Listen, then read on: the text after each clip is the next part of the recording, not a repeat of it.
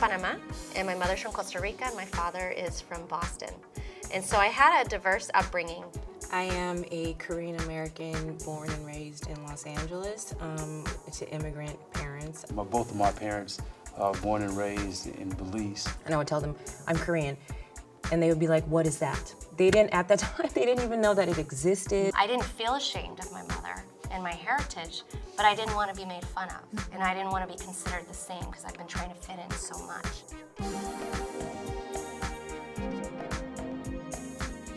So speaking about solutions, right? How do we speak back? How do we use our resources to really dismantle this seemingly overwhelming system that has no room for budging? You know, it seems to be impervious sometimes. You can almost not escape it. But we can, right? We need to acknowledge our agency. We need to acknowledge our resources that we have. We live in a digital age as well. You know, smartphones give us the capability to education, to alternative education, to knowledge. So how do we use that? I heard something on NPR the other day where they said a Nobel Peace Prize winner was talking about if you could go back 50 years, what would you tell people? And they said, well, I'd let them know, did you hear this? Let them know that they have devices that they carry around that have the knowledge and the power to connect them to the entire world, but they use it to talk about people and look at cat videos. Yeah. And it really struck me because I went, oh my God, what am I using my phone for? And how am I putting myself out there? And when I see the overwhelming amount of news on racism and injustices around the world, what do I do when I see that? And it's sometimes I put my phone down because it's just too much and it's overwhelming. But and I would not comment because I didn't want to stir up anything. But then I chose, you know what? I'm going to put myself out there and I'm going to start dialogue and conversation. That really actually opened up some things for me where I could look at some of the stuff and the way I viewed racism in the world and opened up conversations with other people that I knew that they were afraid to talk about it. And I think dialogue and conversation like what we're doing right now is definitely one of the first steps because people are afraid to talk about racism. And if you don't talk about it and you just ignore it, then it stays the same. In my opinion, two things have to happen. One, it takes time. No matter how fast we want it to change, how much and important we want it to change, some things just take time.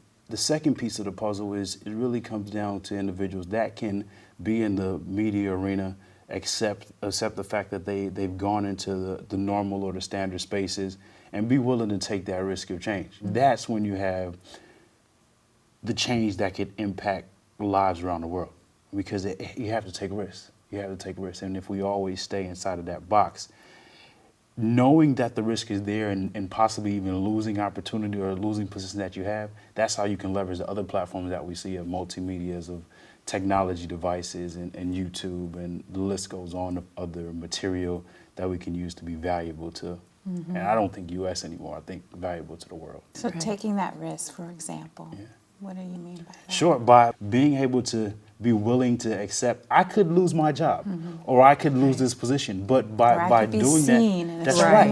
That's Totally. right. That can either change the trajectory of your future careers, your future retirement. But once you're there, unfortunately, you have to be in that position, and that's one of the things that we're doing at the Los Angeles Urban League. You know, in building relationships with the studios, with the media relations, with the athletic associations here that can have impact, to where we can have more color or minorities and individuals of African American descent in those arenas, because quite frankly, it's not there.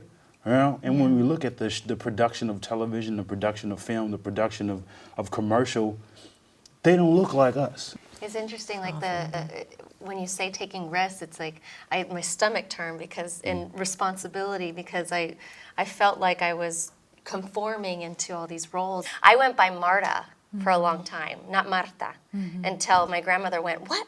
¿Qué está diciendo? Your name is Marta Maria, not Marta. And so I even lost how to pronounce my own name. And then I decided to take on a writing role and start writing my own voice and put myself out there and awesome. start, because that's the only way is to take more responsibility. Exactly. You have to do it for yourself. You Yes. have to go in and you have to start writing the roles for people that will relate and try to go against the stereotypes. But although I write a lot of comedy, and a lot of comedy is in poking fun at what is, but then somehow trying to put in an underlying message so people see the reality of it but realize that it's not okay.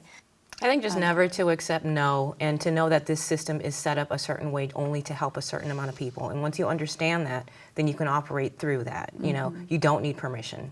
You don't need permission from anybody because it's not being given to you anyway.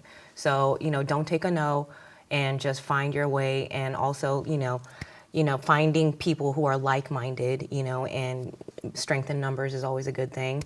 I can think of Roy Choi, who started this whole entire movement of the food trucks, for instance.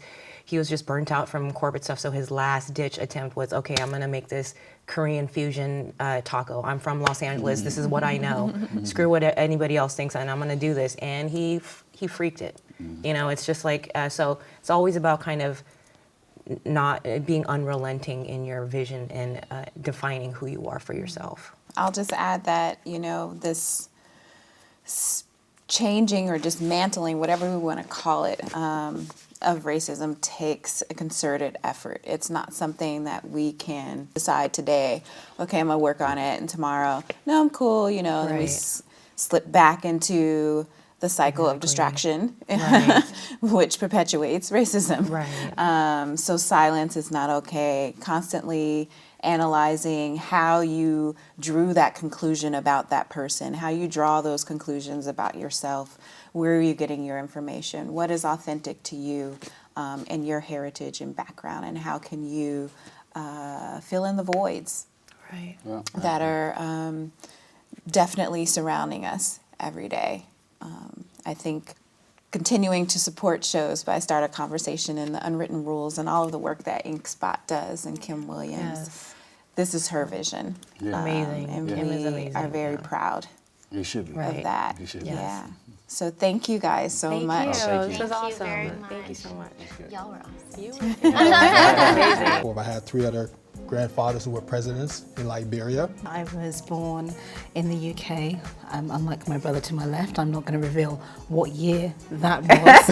I am African, I am black, I am a citizen of the world, I am a man. Their perception is that, hey, he'll work harder than the African American person. And I honestly have to say, it wasn't until I moved to the US that I really felt that I could break out of those shackles. That you don't know if you haven't traveled, if you haven't seen, if nobody's told you, then you don't know.